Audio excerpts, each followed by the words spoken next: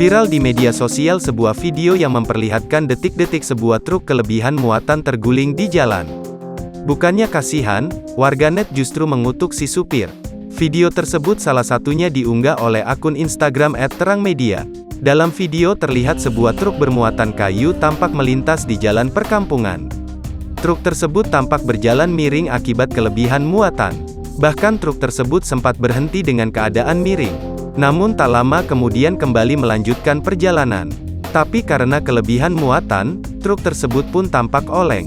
Perekam yang berada di dalam mobil yang ada di belakang truk itu pun berteriak melihat kondisi truk yang miring. Beberapa pengendara yang berada di belakang truk juga tampak berhati-hati. Tak berselang lama, truk kemudian terguling ke kiri. Muatan berupa kayu itu pun langsung ambyar. Unggahan tersebut kemudian langsung banjir komentar dari warganet. Tak sedikit yang justru menyalahkan si supir.